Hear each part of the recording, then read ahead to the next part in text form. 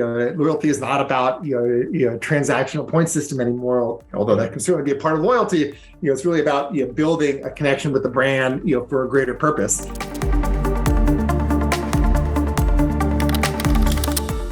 I'm thrilled today to have our guest Melissa Berger on our podcast here today. Melissa is EVP of Strategy, CRM, and Loyalty at Digitas. Melissa, it's great to have you. You want to say hi? Thank you. Yes, thank you so much for having me. I'm passionate about data and all things loyalty, so big day today.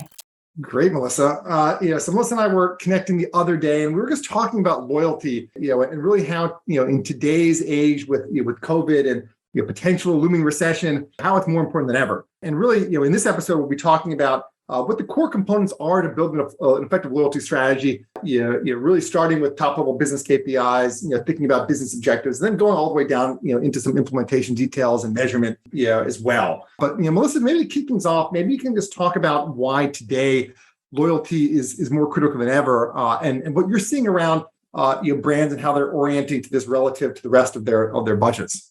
Absolutely. So I think a few things is customers, humans, people are just not as loyal as they used to be. They're looking for ease. They're looking for convenience and frankly, lower costs, especially to your point, going to this recession. So they're comparing you to the experience they just had, not necessarily just your competitors anymore.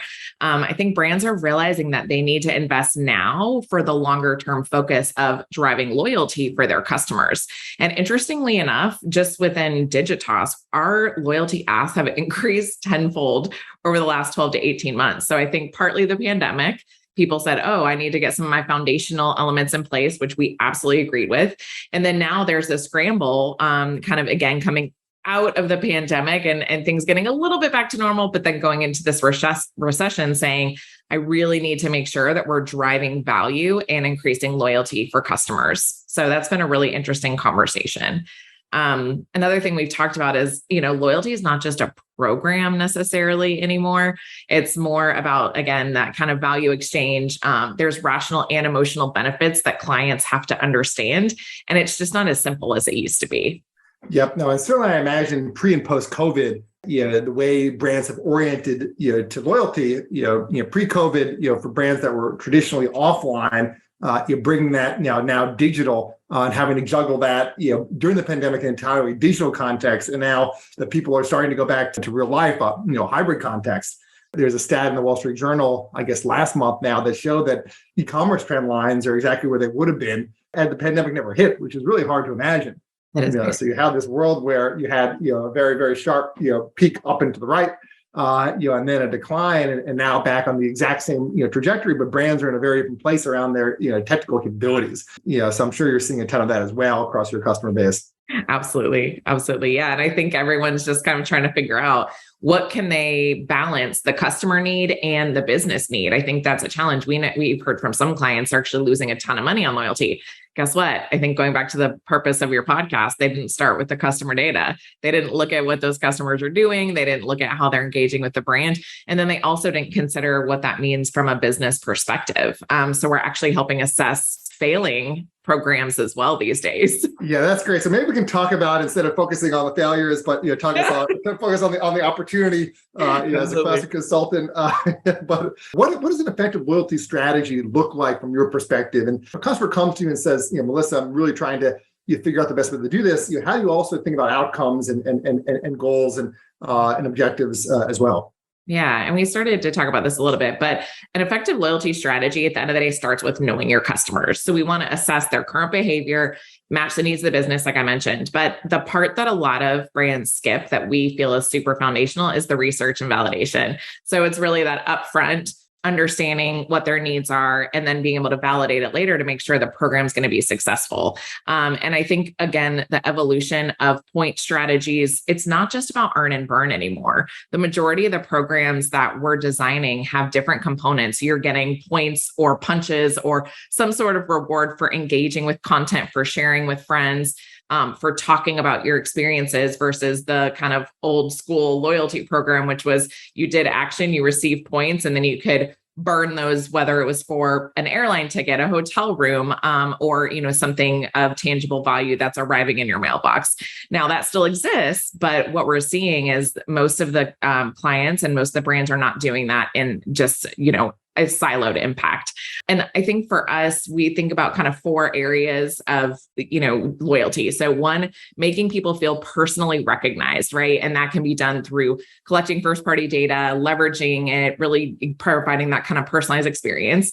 Second, just making you feel rewarded. And that can be as simple as, I'm sure you've seen all the year in review type of communications that go out. People love those. It's amazing how much actual revenue you can drive from just saying, thank you for being a great customer.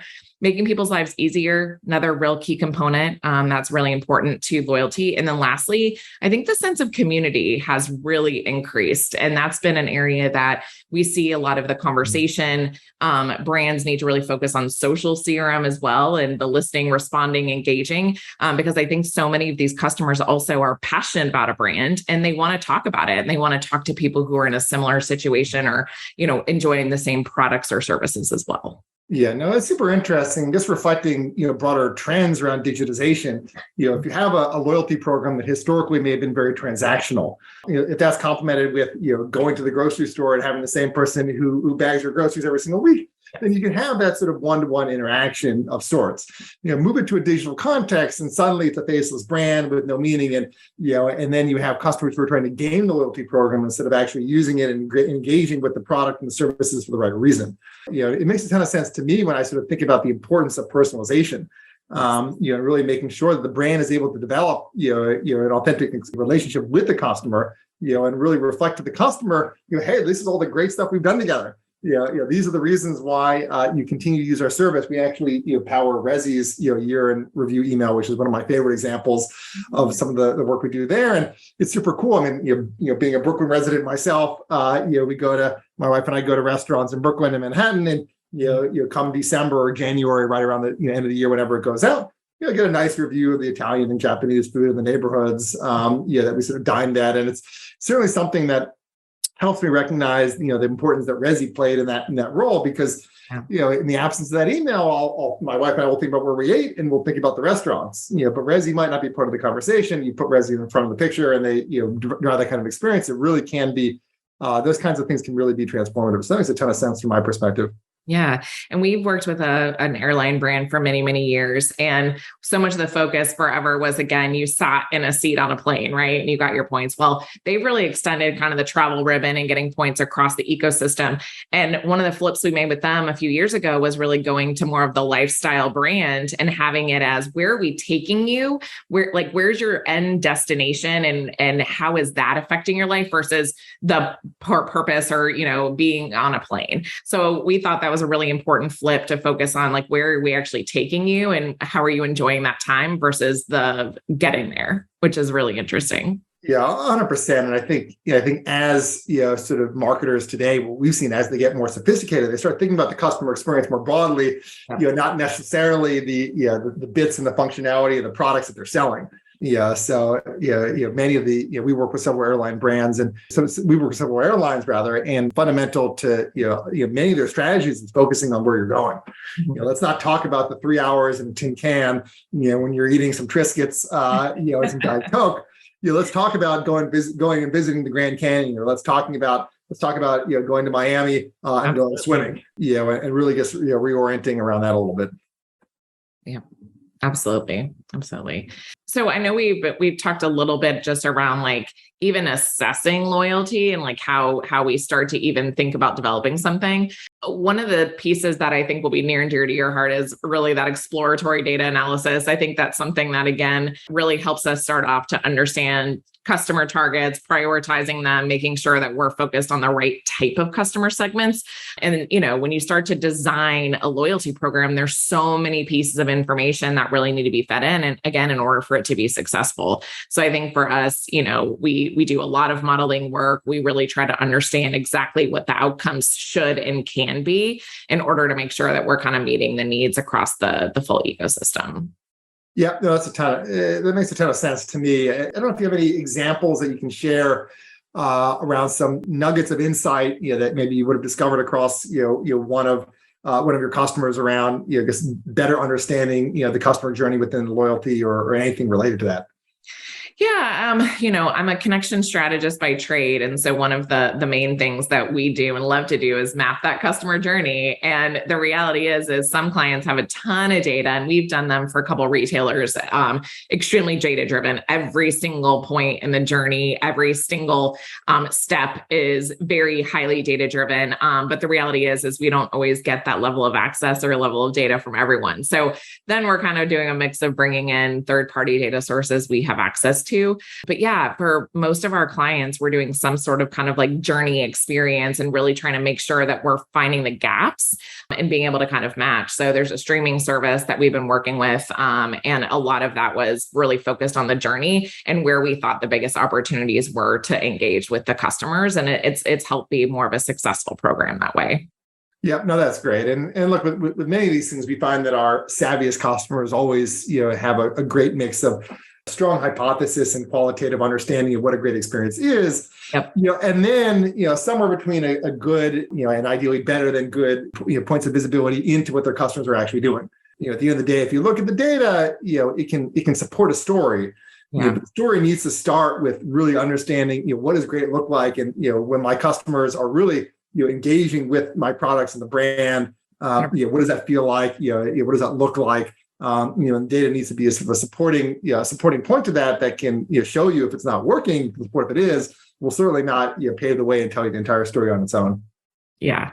Yeah. And we kind of have a matrix approach too, where we kind of look at the brand we're, working with, the revenue that it can bring in, the expense that it's going to have. And then you want to weigh that again, kind of like the customer benefit, the business benefits, the mandatories you need for a program. So lots of different components go into determining what the right structure and program should be. Again, some are highly data driven. Those are the ones we prefer. Others we're being as scrappy as possible and helping them inform wherever we can, whether it's with research and, more of an attitudinal, or we're able to pull from some third-party sources. Got it. So maybe we can then talk about details around execution and implementation. We were talking a little bit earlier, and every business is a little bit different relative to their resources and their people and their team and their systems and their technologies. But what are some of the major considerations that you look for and sort of guide customers towards when actually being able to effectively execute a loyalty program? Yeah. So again, foundationally, the technology is so important. And obviously, we just had a whole conversation about the data that has to be connected in appropriately into the platform side. But I think that's the other hardest decision for a brand is what's the right platform. There are some that do very well out of the box. And there are some that really can't do that at all. And you have to do more customized. So part of it is, we are tech agnostic at Digitas. We do have partners that we leverage more frequently based on, client preference. So a lot of what we're helping clients assess, and it's more of a consulting type offering, is determining kind of the right technology.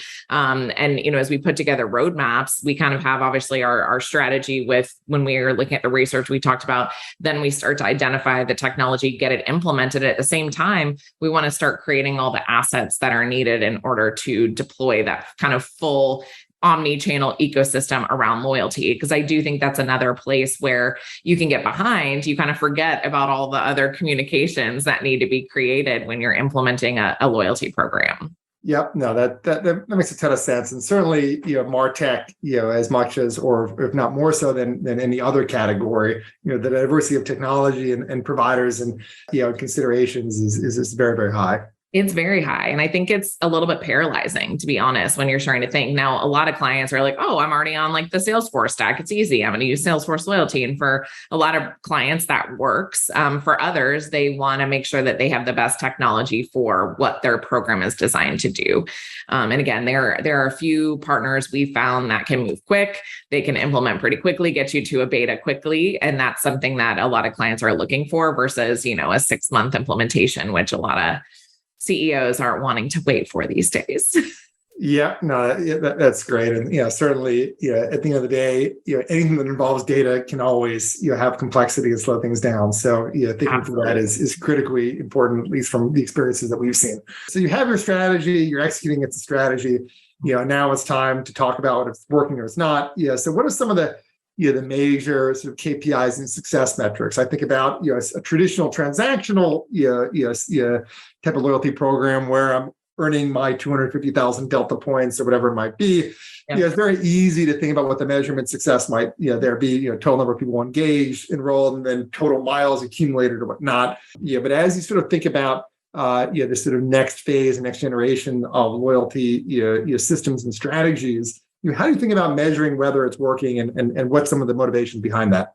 Yeah. In my mind, the main KPI, if we were to say, what's the one for loyalty CRM, it's customer lifetime value, right? But there's so many different ways to look at that. I also think looking at the health of your customer segments is important, right? You can always measure how many people clicked through, how many people came to your site, how many people purchased, how many points they earned, expired, et cetera.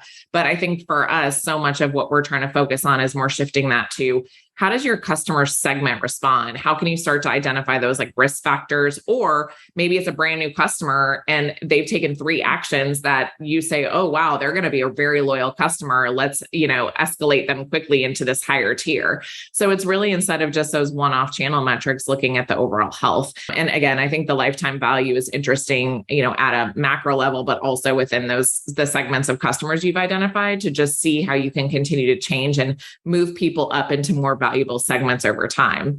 The other interesting thing, you bring up kind of like the Delta or the hotel points, right? Where people are earning really massive volumes of points at a time.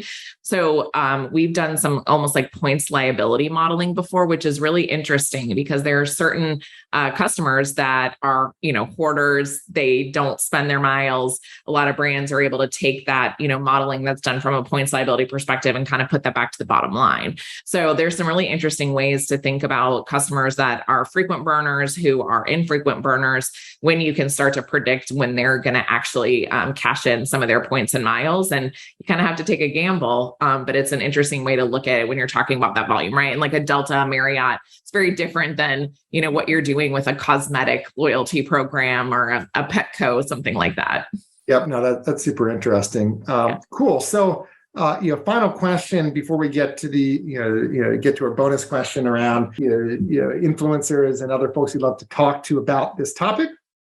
If you were to look at any of your Digitas customers or any brand that you also, frequent as a customer, what's a great example of, a brand that's doing this well and why? Yeah, it's funny. I did a little bit of a collective ask to my CRM and loyalty experts because I wanted to see what they would say as well. So some of the initial ones I wrote down, and there's different brands and different programs for what you're looking for. So Nike, right? Nike's kick-ass. But that's all about being a passionate, fan. That's all about being passionate about sports and the products. And so I think they really hit on kind of that inner core of emotion, right? I think at the end of the day, Nike's expensive. People don't care because they love the products and they love the brand. Then you have kind of the Sephora and Ultas of the world. I think Sephora especially has done a fabulous job with how they do their tiers. Tiers don't always work, but they do a really good job of getting people incentivized to get into those tiers. They do samples, they do special offers. They also have really moved into the event space, which I find really interesting, and use kind of the Sephora program as a catapult for that. Starbucks is entering the Web3 space. I don't know if you've seen this recently, but they're going to be making some updates coming pretty soon. And so I think it'll be interesting how brands start to use Web3, NFTs, and metaverse in a way that is functional and actually adds value. There's a lot of opinions out there, right? And then there's a few other ones we've noticed lately that are brands like an Elf Cosmetics, where they generally are selling in a Sephora, in a Macy's, in a Bloomingdale's, but they do have a D2C site, and they've done a really interesting way to kind of rewarding outside the box a little bit. They're nudging to D2C, but they still are realizing that a lot of their customer sales, they don't want to cannibalize their biggest customers within kind of the retail industry. So what we're seeing with them has been really interesting over time as well. The Deltas and the Marriotts of the world, like I'm very loyal to both. Actually just cashed in a bunch for a vacation. So there is the place for, I worked really hard and I, hoarded my points and I stayed at all Marriotts, and it's rewarding me. So I feel good about an upcoming vacation I could use all my points for. So listen, there's still a very good place for the earn and burn programs in the world.